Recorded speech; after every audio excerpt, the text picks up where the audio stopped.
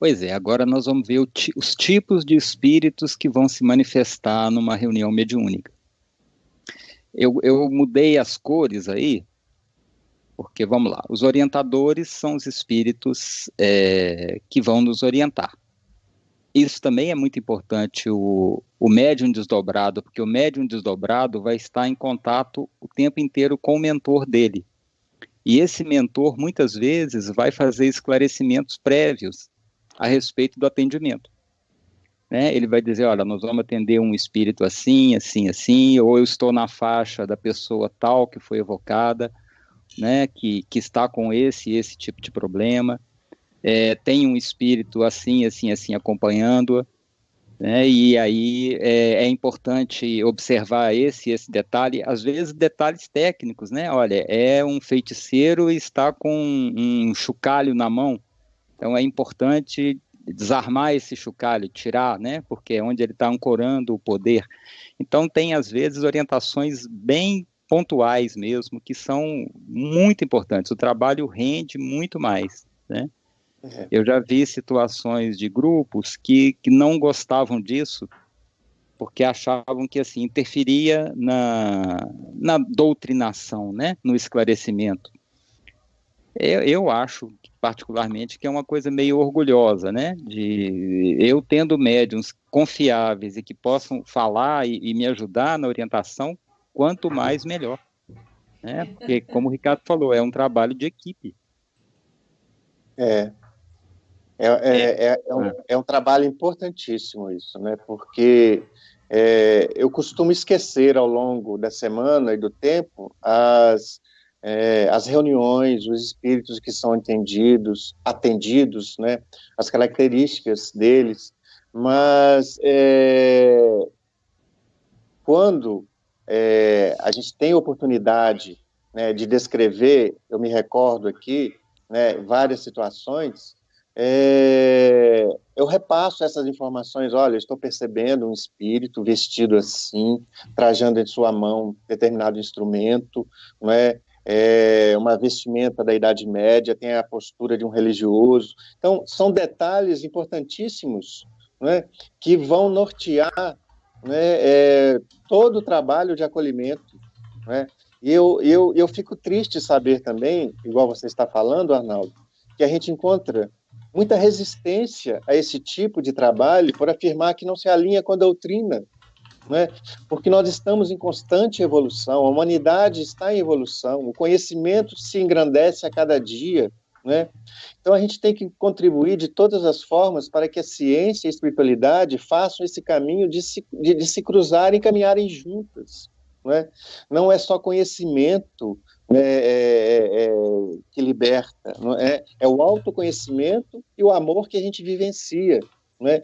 É romper com todos os nossos preconceitos, né? Saber que ali em frente da gente, mesmo um espírito numa posição de liderança, né, com um histórico de arrogância, se encontra, no fundo, né, uma alma sofredora que está escondendo o seu sofrimento e se mostrando grande, né, no processo de obsessão, né, de violência, né, de se contrapor ao outro, porque não quer encontrar a si mesmo, né? Está confortável naquela posição. Então, é um caminho que todos nós temos que traçar em nossas vidas, né? Procurar despir dos nossos orgulhos, né? Silenciar o nosso ego, coisa mais difícil, né, para todo mundo, para médiuns também, costuma ser, às vezes, muito mais difícil, né? Por causa da posição que se encontra numa casa, né, como médium principal, alguma coisa assim, uma liderança, um dirigente, né? Mas é um caminho que todos nós temos que trilhar, né?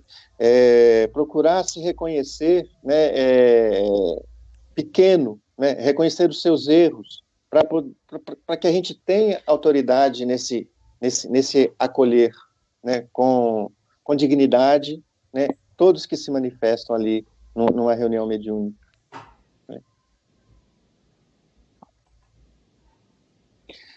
Eu vou passar mais rapidinho isso.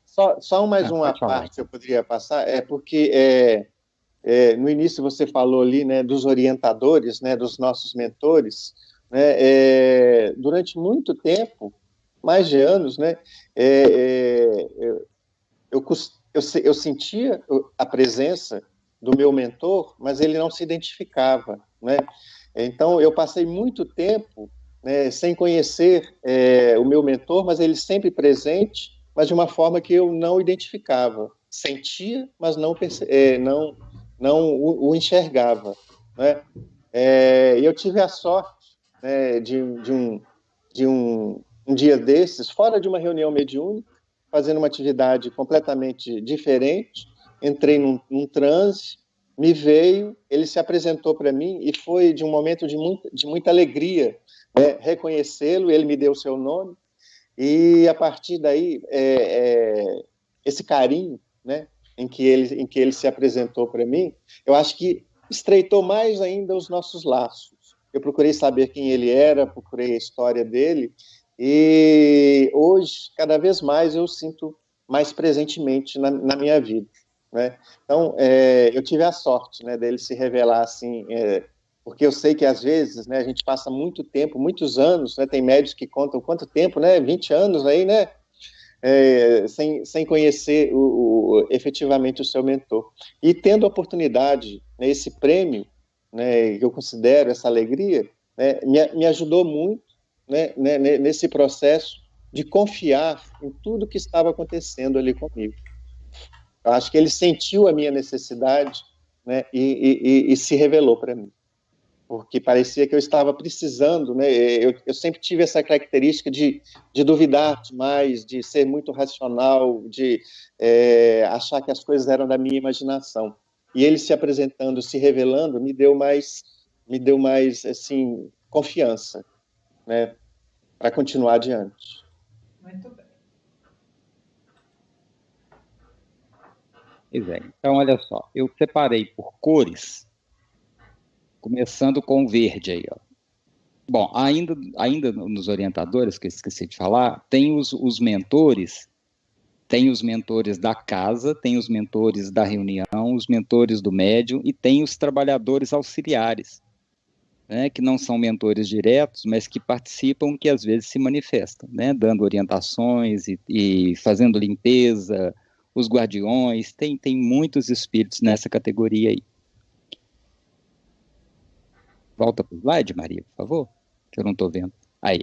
Agora, os sofredores perseguidos. Sofredores são os espíritos que basicamente estão sofrendo, né? Os que desencarnaram não sabem que desencarnaram, que estão no meio lá daquele acidente, do que causou a morte.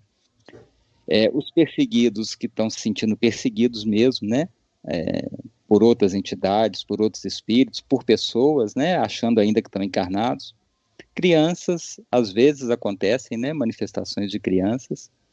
Espíritos vingadores, que são os que a gente chama muitas vezes de obsessores, né? Muitas vezes, a maioria dos obsessores são vingadores, porque eles têm uma situação pessoal ali, um envolvimento pessoal.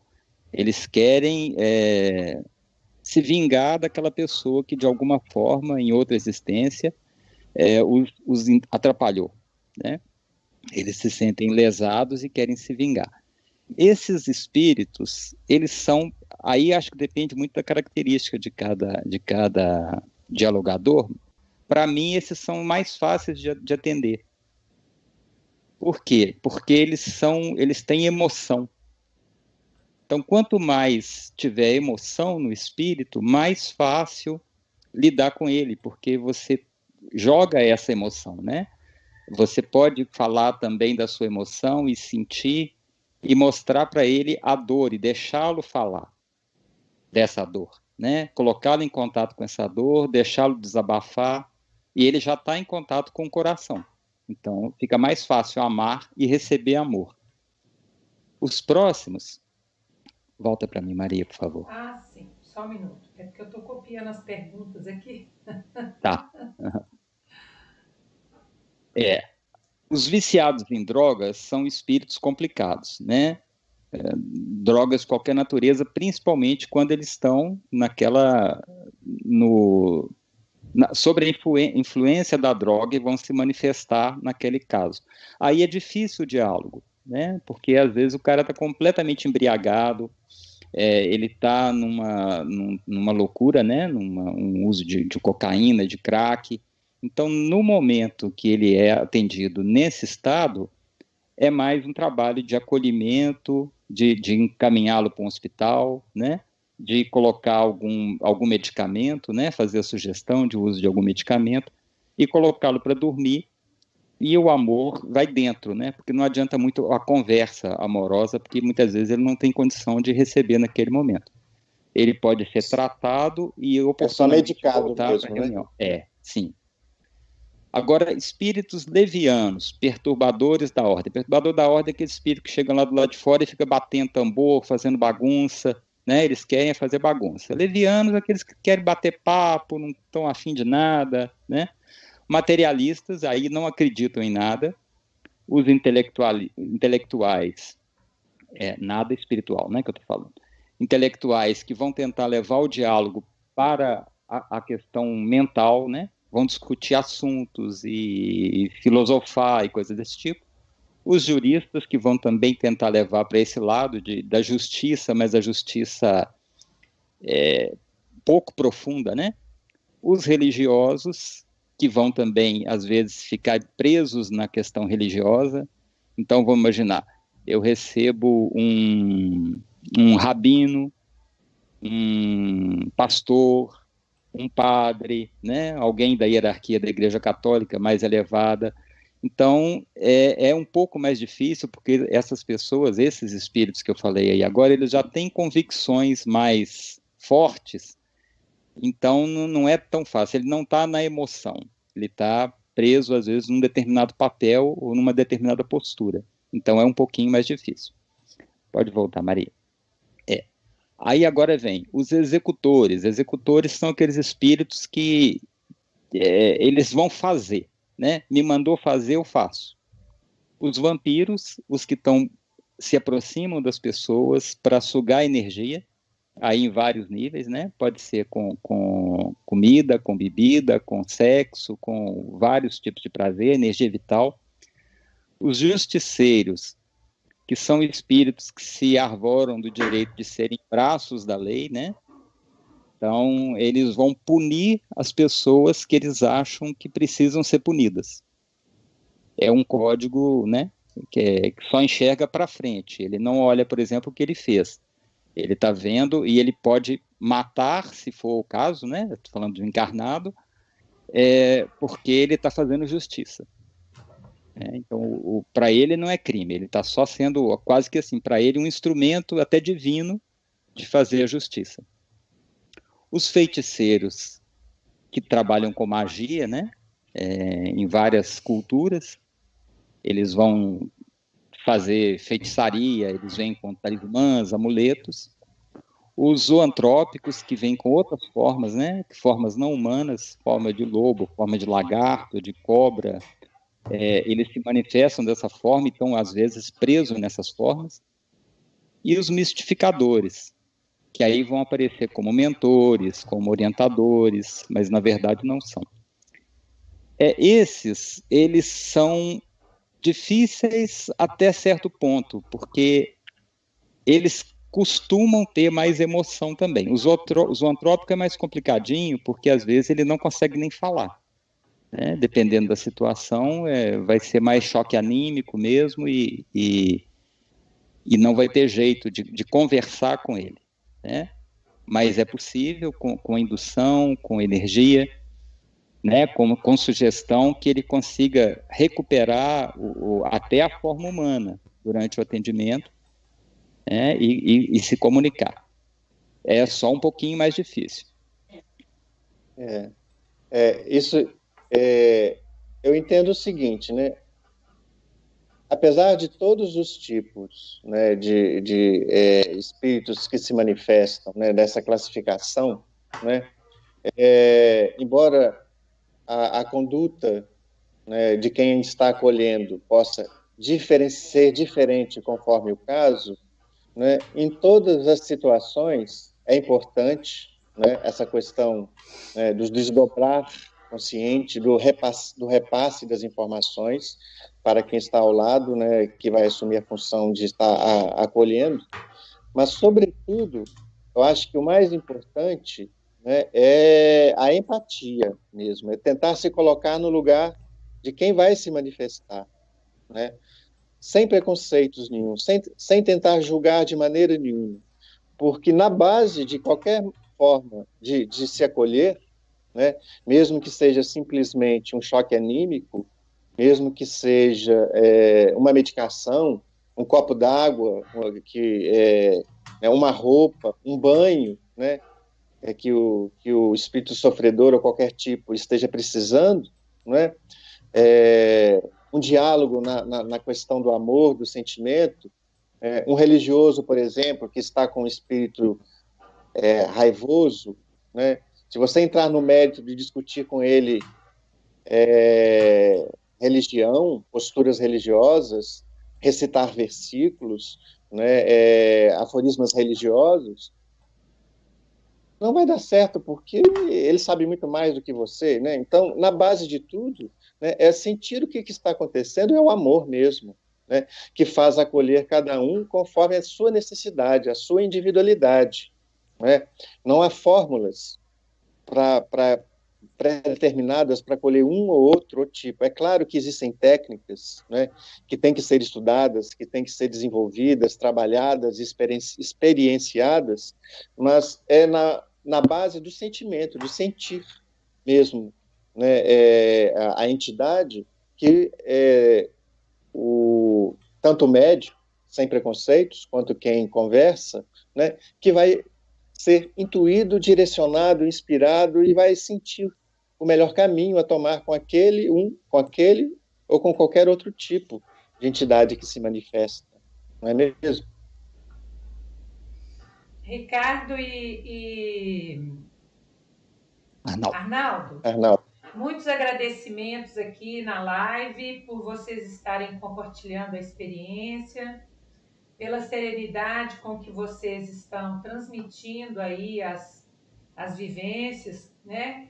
Muitos considerando aí um privilégio estar aqui hoje, muitos assim emocionados e felizes pela experiência do Ricardo em conhecer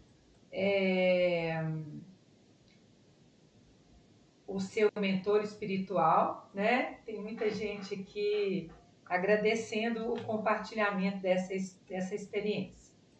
Nós temos algumas colocações aqui, eu quero só saber, vamos adiante no slide, depois vamos para as perguntas? Vamos terminar esse slide, né? Bom, aí, agora nós vamos para os vermelhos ali, ó. Esses vermelhos são espíritos mais difíceis de serem tocados.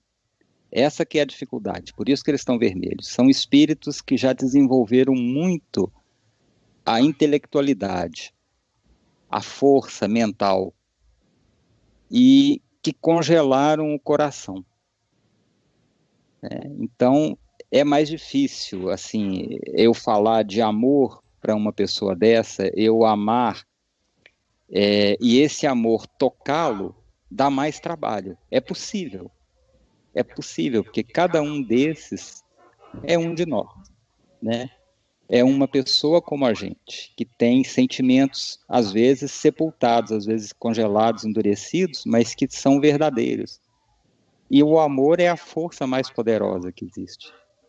Então, quando o coração da gente realmente se enche de amor, não tem carapaça, não tem energia que consiga suportar, né? Ele chega lá no íntimo. Pode ser que não seja o suficiente naquele momento para fazer a grande transformação, mas a semente fica plantada. Vão acontecer rachaduras nessa estrutura cristalizada que vão frutificar depois, né? Elas vão crescer e vão frutificar. Então a gente precisa nesse aspecto também ter humildade, né? Não adianta assim, eu amo, eu quero, eu vou cuidar e tudo vai ficar lindo e o espírito vai sair chorando. Não é assim, né? Não tem fórmula, né, Arnaldo? Nem sempre isso acontece, né? Não tem resultado, né? E a gente tem que ter essa humildade, que o resultado pertence a Deus. A gente vai Exatamente. tentar ser instrumento naquele momento e tentar fazer o melhor que a gente puder.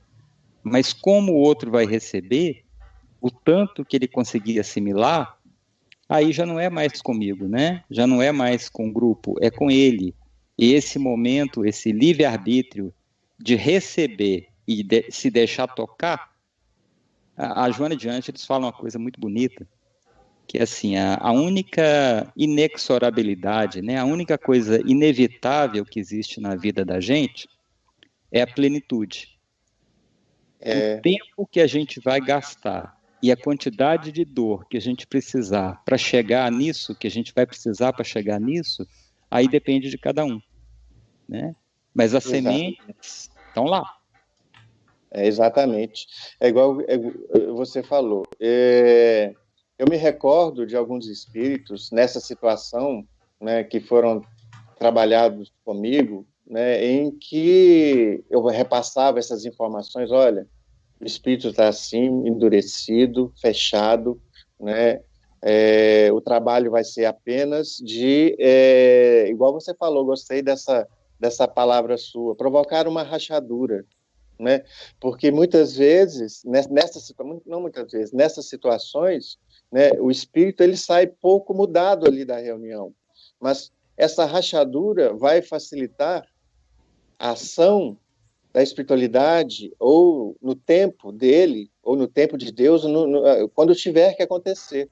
E por essa rachadura, né, por menor que seja, é uma fresta de luz que em algum momento vai abrir espaço para que o amor toque a alma daquela criatura, né? E Deus ama a seus filhos, a toda a sua criação, indistintamente, né?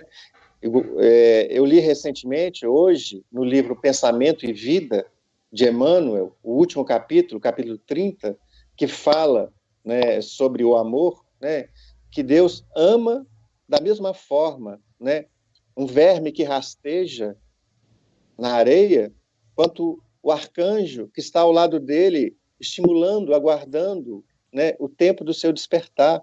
Né? Ama da mesma forma uma ave que se encontra, né, na copa de uma árvore, da mesma maneira a serpente que está ali para dar o bote mortal. Né? Então, e Deus respeita inclusive, né, o tempo de cada um, até aquele que optou por se afastar de Deus, né, do Pai, né, sabendo que escolheu e respeita, né, a verdade daquela criatura que naquele momento da vida escolheu um caminho tortuoso, né, um caminho do mal, de fazer o mal. Deus respeita o tempo de cada um e não interfere no livre-arbítrio, porque sabe que na hora que tiver de ser, né, vai haver, né, a transformação, a recapitulação daquela alma, que nenhuma alma é perdida. Né? Todas estão apenas cumprindo com o seu papel na sua existência e há a hora de cada um desse despertar. Não é? Ricardo, chega um pouquinho mais para a sua esquerda para não cortar seu rosto. Para a sua esquerda, isso. Aí, isso. Tá bom. Vamos ao slide, Arnaldo? Vamos. Pois é, então esses aí, olha, são os magnetizadores e hipnotizadores, os planejadores e os cientistas, e os dirigentes das trevas e magos negros. São espíritos que eles vão exigir uma energia, um preparo maior do dialogador, então eles não se manifestam em vários grupos, em várias reuniões, né, com dialogadores que ainda não estão mais amadurecidos, porque eles são mais complicados, inclusive pela própria questão mental mesmo, né? O médium tem que estar amparado, o orientador tem que estar muito ligado no processo, porque às vezes, a Maria mesmo já vi ela atender várias vezes, e ela fala, olha, ele está me olhando e é como se penetrasse em mim, né? Então o dialogador vai ajudar nesse momento, o mentor vai ajudar nesse momento. Então, são espíritos mais complicados da gente lidar com eles. mas que, dependendo da complexidade, dessa harmonia do grupo, do nível de estudo e de comprometimento, eles têm aparecido cada vez mais nesse momento aí de mudança do orbe, né? De provas e expiações para regeneração, porque essas estruturas do mal estão sendo desarticuladas e esses espíritos estão sendo trazidos para reuniões para serem atendidos. Muito bem. Nós podemos dar um pouquinho de atenção às perguntas? Como é que está aí o planejamento? Nós estamos com 56 minutos da live já. Difícil, né? Com certeza, e com a força toda. Pode. Nós estamos com 70 pessoas assistindo, então deve estar bom. Então vamos lá. Ou são muito amigos, muito benevolentes, ou estão gostando, né? Então podemos continuar mais um pouquinho. Se as perguntas estão chegando, você pode ter certeza de que a coisa tá boa, tá valendo a pena. Então vamos lá. Fluindo. A Isabela Ribeiro, ela está fazendo a seguinte pergunta: como funciona quando você é uma pessoa que sofre influência de obsessores, porém também tem muitas faculdades mediúnicas, inclusive a de desdobramento estando acordado? Pois é. Como é que faz com isso? Se tem mediunidade, tem comprometimento com essa mediunidade, né? Se não é um médium missionário, que pouquíssimos, né? Tem comprometimento. Então precisa o quê? Estudar, se filiar a um grupo sério, né? Onde a pessoa se afinize, que ela seja bem tratada, respeitada, que ela se sinta bem, que ela se sinta em casa, que ela se sinta numa família. E aprender e desenvolver essa mediunidade, porque ela não é à toa, né? Ela é uma faculdade. E se essa faculdade é colocada a serviço de Deus, né? A serviço do Cristo, é uma faculdade bendita. Se é uma faculdade que me atormenta e eu não faço nada com ela, eu tento só controlar, eu não... ela vira quase que um estorvo na minha vida, né? Eu costumo brincar com isso. Aí eu estou sofrendo de graça, porque não está servindo, né? Não está servindo, às vezes, para mim, para me modificar internamente, e não está servindo para o auxílio, né? Para essa oportunidade de resgate. E esse resgate não é do outro, não. É principalmente meu, né? O outro vai ser só um instrumento desse resgate meu. É isso mesmo, Arnaldo, porque não é pelo fato de sermos médiuns que nós somos isentos de ter os nossos obsessores, né? A gente é como todo mundo, né? Tem os nossos desejos, né? Os nossos orgulhos, né? As nossas necessidades, e muitas vezes, às vezes, a gente até passa por cima de alguma coisa mesmo, é como todo mundo, a gente tem que entrar nesse processo de educação, né? De reforma íntima, de estar estudando, de procurar estar praticando.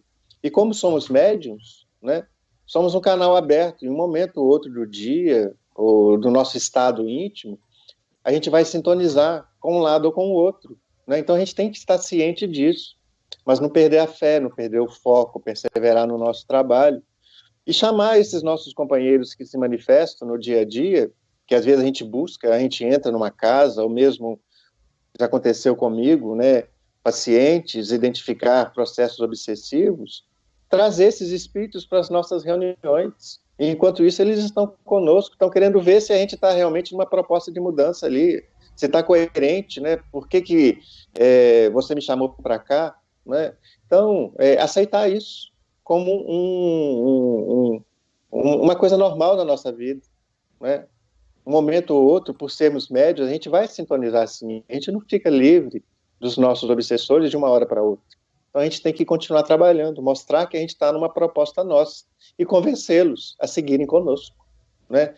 Porque eu sou médico, homeopata, pela lei de sintonia que a gente trabalha, né, pelo princípio da semelhança, a gente atrai para si, né, aqueles pacientes que estão na medida do entendimento que a gente já alcançou, né? Porque a gente só pode dar para o outro aquilo que a gente já tem de bem, de melhor naquilo que a gente alcançou na vida. Por isso a gente sintoniza com essas pessoas, né, invisíveis, para mostrar para ele e encaminhá-los também por uma questão de ressonância, de sintonia, não é? Se a gente fica calmo e tranquilo com isso, se a gente aceita esse processo, fica muito mais tranquilo, né? A gente não fica isento de termos os nossos processos obsessivos, não. O que nos convida, cada dia mais, a perseverar na nossa busca, né, de melhora e de autoconhecimento, né? Arnaldo e Ricardo, eu queria Oi. fazer um comentário, pode? Claro. Com certeza. Para a Isabela, principalmente, porque o processo de educação da mediunidade não dá para fazê-lo isolada. Você precisa de um grupo que te apoie e te dê segurança no trabalho, tá? E uma das providências primeiras que você tem que tomar é cuidado com esse desdobramento acordada. Porque mesmo médios em trabalho, fora da reunião mediúnica, são aconselhados a evitar esse desdobramento fora do núcleo de trabalho. A não ser que seja um médium em missão, que tenha já muito preparo íntimo, muita harmonia no seu espírito e está muito bem amparado pela espiritualidade, o que é raro, como dizem aí os meninos a respeito da mediunidade. Então, assim, não se permita o desdobramento enquanto fora de uma reunião mediúnica. Estude e busque um grupo para te dar o amparo necessário. E estude bastante para você ter domínio da sua mediunidade ao ponto de não se permitir desdobrar em vigília fora do trabalho, ok? Vamos lá, meninos? Você Isso falou, é... Maria, uma coisa importante aí, só, Ricardo, só completando isso. Porque eu conheço a Isabela, né? Eu sei um pouco do processo dela, e eu sei que tem outras pessoas aí assistindo que têm essa dificuldade desse controle, porque a coisa não é por querer, né? De Vem repente de se lá vê para cá. desdobrado, de repente se vê numa situação assim. Então aí é a importância mesmo de se filiar a um grupo sério, porque vai desenvolver essa mediunidade, né? Ele vai trabalhar essa mediunidade de uma forma que ela possa ser controlada, né? Sim, De repente essas faculdades elas acontecem dessa forma até para dar uma chamada, né? para Olha, cutucar, né? vai lá e trabalha com seriedade isso, né? Porque Exatamente. sozinho é muito mais difícil, muito, muito. É só a educação, o estudo, a filiação a um grupo sério que você aprende porque é uma faculdade, né? Ela é espontânea às vezes, você não consegue, você vê, às vezes sente, não é? Mas você tem condições de aprender a coibir uma manifestação num lugar inadequado. Para isso é preciso estudo, muito estudo e dedicação. E mais um detalhe, Ricardo, a humildade para frequentar um grupo assim. Exatamente. Né? Porque às Exatamente. vezes a pessoa já chega, não, eu já sou médium, eu já quero ir para a mesa, já quero fazer, manifestar, e às vezes o grupo fala assim, não, você vai passar 2 anos estudando. Então Tem que... precisa de ter essa humildade. É claro que você vai ter que se afinizar com o grupo, mas essa Exatamente. humildade de fazer do começo, de aprender de verdade, é muito importante. Né? E às vezes Exatamente. tem essa dificuldade no médium, né? Dessa disciplina. E o Chico falava, né? Os É. 3 pilares lá, disciplina, É. disciplina e disciplina.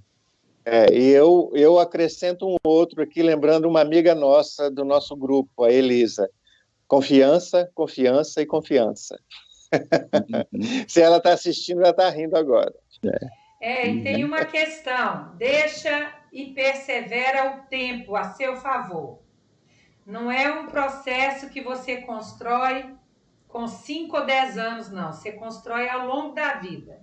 Normalmente, quando nós iniciamos o processo mediúnico, carregados dessas questões do passado, os primeiros anos da nossa mediunidade são para limpeza diária, são para atender espíritos com necessidades semelhantes às nossas.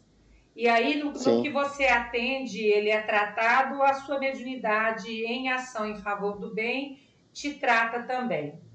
Mas ao longo dos anos, das décadas, Então, não é uma coisa de uma hora para outra, tem que ter muita perseverança. Vamos lá, eu estou com um recadinho lindo aqui para você, Ricardo, da Jânia. Ah, Jânia, grande beijo, Jânia. Bonito e emocionante o momento que o seu mentor se apresentou, Ricardo. Lindo mesmo. Obrigado, Esse aqui Jânia. eu não podia deixar de dar, né?